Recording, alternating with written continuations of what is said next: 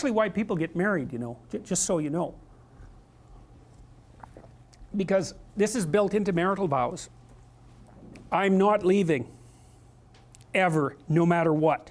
It's like, okay, well that definitely puts a boundary around our arguments, right? Because I can't say every time you manifest one of your flaws, which you're likely to do just as often as me, well, enough of this. It's like, that's horrible, man. If your whole life is, well, every time you get out of line, I'm out of here. It's like, how the hell are you? First of all, you're not going to admit to ever doing anything wrong. Second, you're going to be on your, you're like a scared cat the entire relationship because, well, who knows, it could just come to an end at any moment. It's like, you know, people say, well, if the possibility of divorce is open, it makes you free. It's like, yeah, that's what you want. You want to be free, eh? Really? Really? So you can't predict anything. That's what you're after. It's a vow. And it says, look, I know that you're trouble. Me too. So we won't leave, no matter what happens. Well, that's a hell of a vow, but that's why it's a vow, right? That's why you take it in front of a bunch of people. That's why it's supposed to be a sacred act. It's like, what's the alternative? What's the alternative? Everything is mutable and changeable at any moment. Well, go ahead, you live your life like that and see what you're like when you're 50. Jesus, it's dismal. 2 or 3 divorces, your family's fragmented, you've got no continuity of narrative. And it's not good for the kids, not by any stretch of the imagination. And so it's a form of voluntary enslavement, I suppose, but it's also equivalent to the adoption of a responsibility. And there's more to it than that. If you can't run away, then you can solve your problems. Because it might be, okay, well, I'm stuck with you. So how about we fix things? Because the alternative is we're going to be in a boxing match for the next 40 years. That's the alternative. So, and you think you're going to fix problems without something like that hanging over your head? There isn't a chance. You'll just avoid them because that's what people do. It's really hard to solve problems, especially in a relationship. We're having a fight and I find out that it's, you know, because you were abused by your uncle when you were 5 or some goddamn thing. You know, it's like, it's very frequent that that sort of thing happens. There's your partner is, you know, manifesting some weird anomalous behavior. You just can't make heads or tails of it. It doesn't seem related to what you're doing at all. They don't want to talk about it. And so as soon as you bring it up, they get mad. And then you bring it up again, they even get madder and they tell you that you're not going to talk about that or they're going to leave. And so maybe you're really, really persistent because you're kind of a son of a bitch, and then they break down and cry, you know, and then they have this horrible memory that comes flooding forward that's completely, you don't know what to do with it, and then you have to sort it out. It's like, you think you're going to do that unless there's a good reason? You have to know, we better sort this out or we're going to be carrying it around for the next 40 years.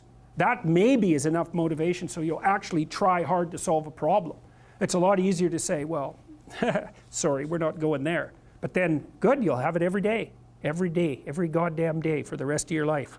See, there's some additional problems with divorce that people don't really grasp when they're young. Like, the idea that you can be divorced once you have children, that's kind of a stupid idea, because you can't. You can find a limited substitute for your initial freedom. But if you have kids and you try to get divorced, the probability that that's going to demolish your life is very, very high. First of all, it's incredibly expensive. So one or both of you is going to come out of that poor. And your market value has declined. Let's say you're the woman who takes the kids. Your market value has declined radically. You're going to be poorer. The man, he's just as screwed because he is now an indentured servant and there's no escape from it. So it's not so bad if you can negotiate a peaceful separation, and some people can, but lots of times if you have a terrible relationship, it's not like negotiating a peaceful separation is all that easy. But if you're at each other's throats, good luck to you. I think it's roughly equivalent to having non-fatal cancer. It is not pleasant. It's a 10-year process, 15-year process. It'll cost you $250,000 and it'll tear a big chunk out of your life. And also it will really disrupt your relationship with your kids. And you know, you bring kids into a step-parent family, they do not do as well. Step-parents are not as good parents as biological parents, and the data on that is clear. Now, obviously there are exceptions, because there are terrible biological parents and there are wonderful step-parents. But if you look in aggregate, it's not that easy to care for children. You need everything you can binding you to them.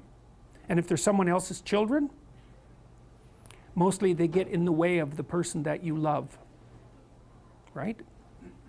Well, if let's say you have a child, I'll be right out. Let's say you have a child and I want to go out with you.